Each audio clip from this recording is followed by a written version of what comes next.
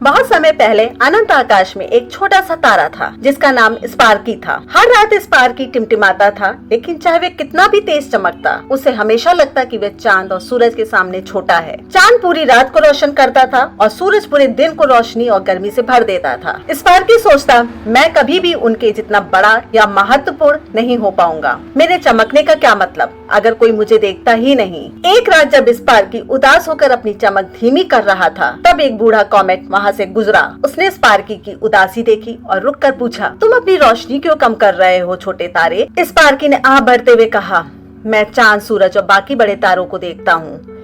वे मुझसे ज्यादा बड़े और चमकदार हैं। मुझे लगता है कि मैं छोटा और महत्वहीन हूँ।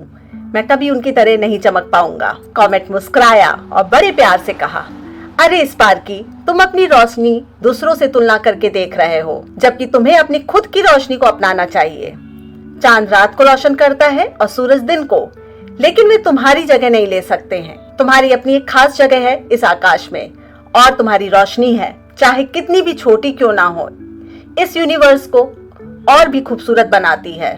स्पार्की ने कुछ देर सोचा, फिर भी संकोच में था। लेकिन अगर कोई मुझे देखे ही ना तो क्या फायदा? कॉमेट की आंखों में चमक आई।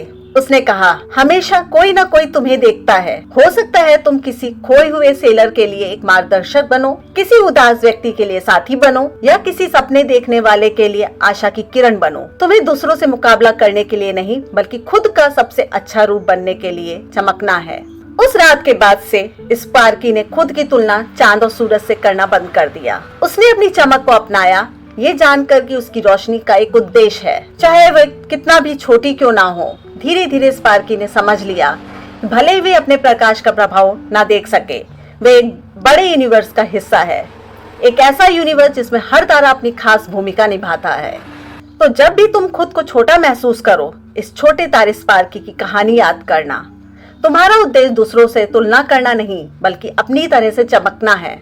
तुम महत्वपूर्ण हो, दुनिया को तुम्हारी रोशनी की जरूरत है। जैसे तुम हो, इसलिए अपनी रोशनी बनाए रखो, क्योंकि तुम्हारी प्रेजेंस किसी की सबसे अंधेरी रात को रोशन कर सकती है। ये कहानी याद दिलाती है कि अपनी जिंदगी की तुलना दूसरों से करना हमारे खुद के अनोखेपन को कम करता है। जैसे तुम हो वैसे ही पर्याप्त हो। तुम्हारे यहाँ होने का एक कारण है और तुम्हारी रोशनी अनमोल है। Thank you. अगर आपको ये कहानी अच्छी लगी हो, चैनल को सब्सक्राइब और लाइक करें। Thank you so much.